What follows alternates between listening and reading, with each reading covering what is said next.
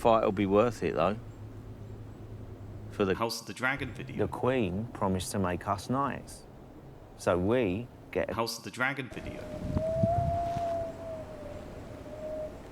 A House of the Dragon video. House of the Dragon Season 3 Episode 1. The show is back with a bang and a big battle and a lot of water. And I mostly really liked it. Don't get me wrong, it's not flawless, and as ever we will discuss both good and bad things, but I had a good time watching this. The main question I had going into this episode and the next episode in particular is, would the structure for them work? Would 2 episodes that were originally intended to be at the end of the last season before budget cuts held them back, massively damaging the structure of season 2 in the process, could just tacking those 2 episodes onto the start of season 3 work? Can you get what was supposed to feel like the big climactic conclusion to everything last season to instead now feel like the setup to everything new this season, but without sacrificing all of the climax and the pace at the same time? Can it set the stage without losing the sense of dramatic climax? And I think mostly. Yeah, again, there are some flaws, and again we're going to discuss that along with everything else. Granted, I am mildly delirious at the moment. Our first baby was born 2 days ago, we only got out of hospital late last night, I've slept like an hour in the last 2 days at best, and now I'm attempting to power through and make this video while it's still topical. We're in between helping my girlfriend when she needs it. Just for context, I am highly sleep deprived. If I get something slightly wrong or say something a bit dumb, or even if this video is short than I normally like to make my episode analysis videos, that's why. Please forgive me, I'm not in my best state of mind. But otherwise, let's just kick this off with a really cool train.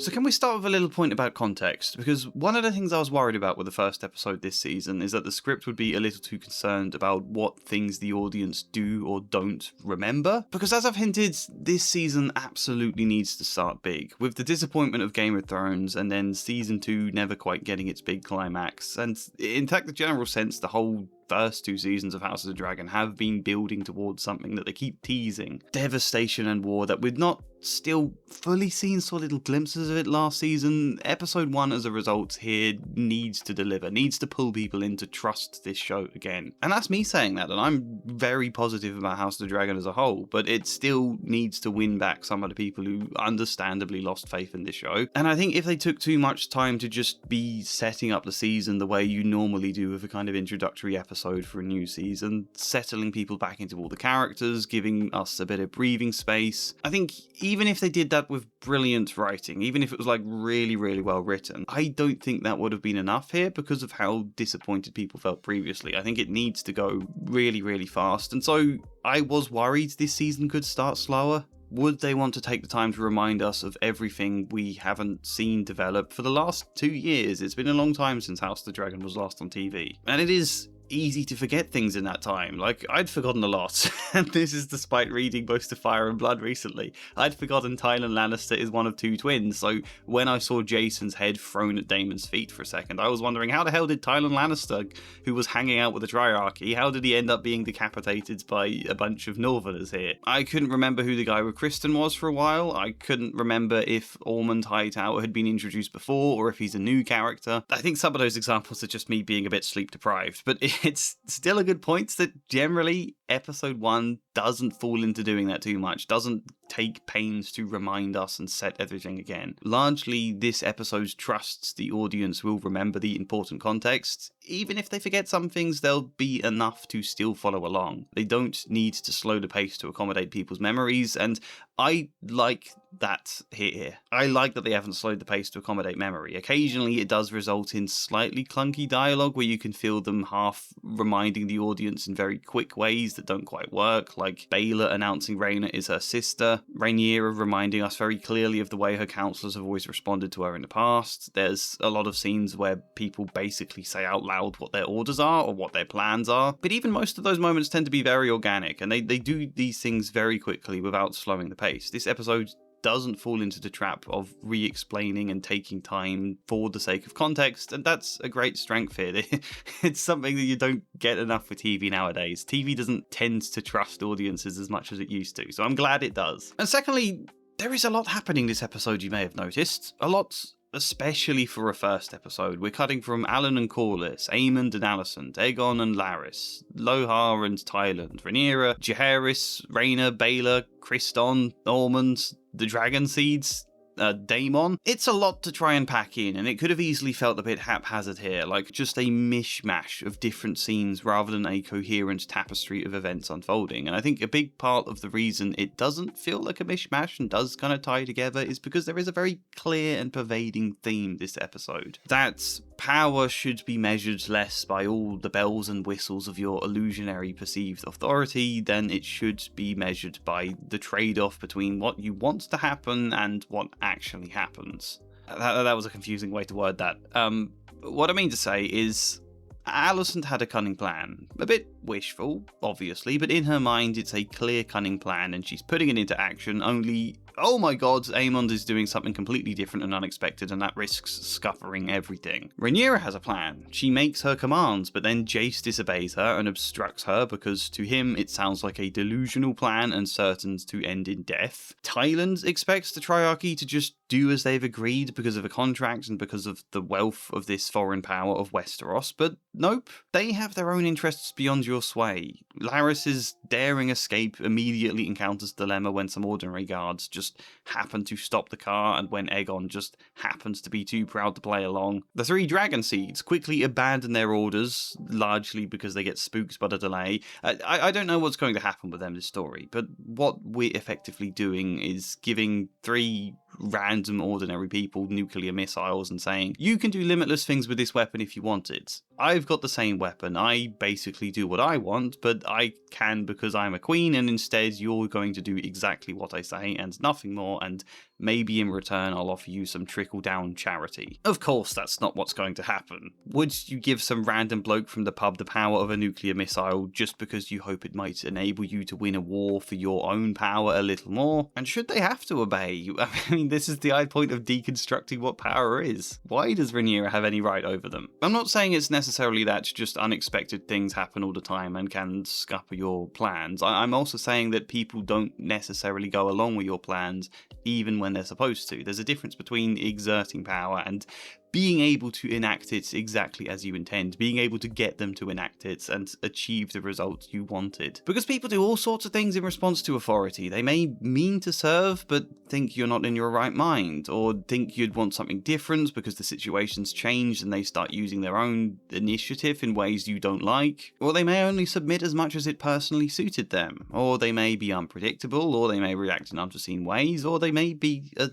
feral beast of sorts. Sheep Stealer not submitting to Baelor is perhaps the most obvious example, and I don't know if it's refusing commands just because, or what I'm hoping is the case, it doesn't understand what the hell Baelor is saying because it hasn't been trained and hasn't had that experience. Baelor is just making noise for all Sheep Stealer knows. And Sheep Stealer is bringing her food more like she's an equal rather than a dragon rider. And I think that's really cool when you again think about the Dragon Seeds, who have the same power as Rhaenyra or Aegon or any of them. Why should they be treating the Greens or the Blacks as superiors instead of equals? Power can be a feral beast, and I think this core theme of everyone failing to follow commands this episode, which is obviously already kind of a core theme of the show. It's exactly how season 1 concluded when Vhagar killed Lucerys. The connotations and the implications behind it were different that season, I talked about that before, but it's kind of the same idea there again. Here, expressed on a bigger scale, is exactly what ties all of the disparate elements together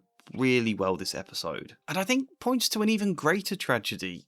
Not only is there all this death and destruction, but winning this war for power doesn't even guarantee you the obedience of others, doesn't guarantee any of your hopes for what that power is even for. So that works great here, but it's also kind of what frustrates me as a result, because this clear expression of the core theme feels like it would have worked so much better as the penultimate episode to season 2. This episode feels like it's setting up a conclusion here, setting up a conclusion about power. And so it would have been so fitting last season. I think all of the stuff with Lohar as well, for example, would have made more sense and seemed less bizarre if we got to see the end result of it that we get this episode. I think Alicent somehow randomly appearing at Dragonstone for a very TV drama conversation with Rhaenyra last season. I did criticise that in my videos, and I will criticise it again. I didn't think it was awful. I did kind of get the idea behind it, but I thought it was flawed, and I stand by that. However, that setup does allow us now to have a brilliant moment this episode where Alicent discovers Aemon is staying at King's Landing, and because he said it in a way where she's supposed to be reassured, and she's falling apart inside because it means the actions she set into motion may end in disaster,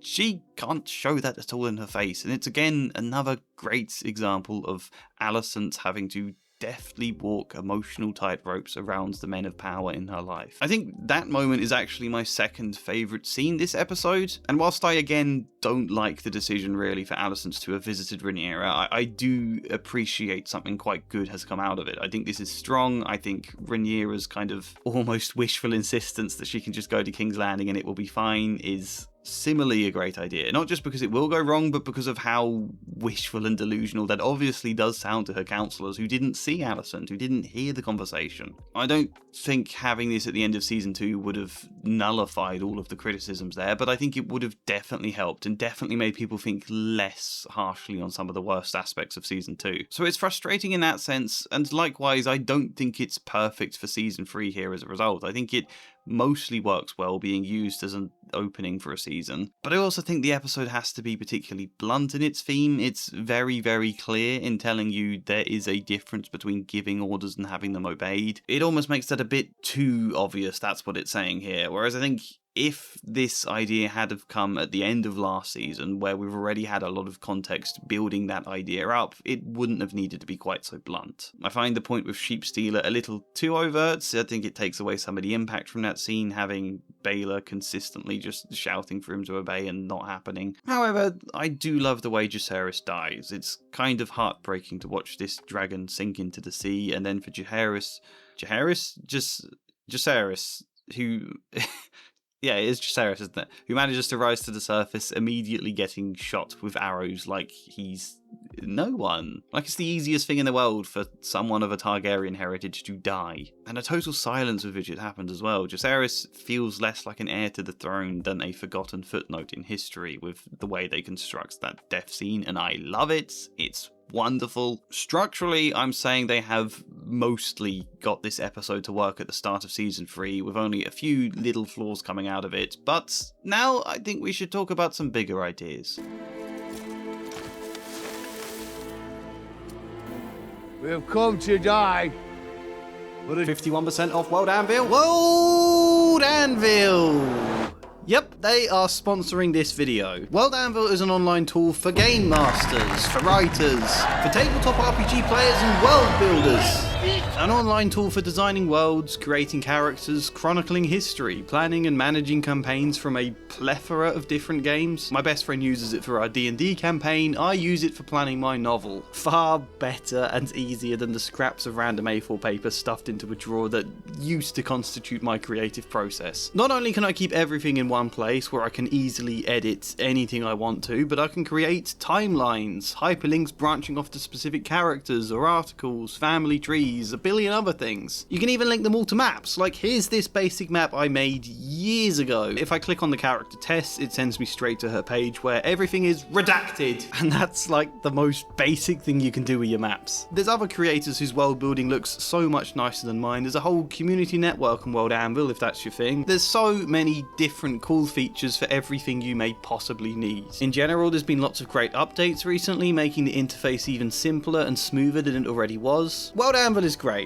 I am genuinely passionate, I hope you can hear that, and if you desire, if you crave, if you call to the heavens for a 51% discount, then use the code TREE, or click the link in the description or the pinned comment, and if you just want to try out the free version, then go for it. There's no time limit, test it out for as long as you want. World Anvil. Oh, I think I should have added as well, actually. We're again seeing a very nice contrast between how Alicent and Rhaenyra deal with their plans going awry, let's say, as two different women in the world of Westeros. For Rhaenyra, we haven't actually seen it yet, but feeling so undermined by your own councillors and your own son when they're supposed to be your closest people as queen, and obviously now Jacaerys dying, I think there's clearly rage building here, along with the rage we had already seen building last season, and I think it feels like that's going to culminate in a more overt expression of power. Something much more aggressive from Rhaenyra and destructive, as she tries to assert again to her own people, to the memory of her son, to the world at large, that she has direct power herself, and attempts to make it clear she has to be listened to. There is absolutely no ignoring her, and I don't know what it is she does that will achieve this, but I doubt it's much of a feat for me to suggest it'll have something to do with her plan to take King's Landing. I'm expecting Rhaenyra to become a little more aggressive. I think some real darkness might creep in now, and I think that's great. It's not necessarily saying that this reaction to your plans going awry is a bad response altogether, but it obviously could set you down a quite dark path here, and it's obviously risky as well, especially as a woman, because I think people are less likely to accept aggression the way it is often seen as a strength in men and in leaders than they are with women. I think it becomes easier to frame her as a villain as a result of that, whereas Alicent literally cannot demand being listened to.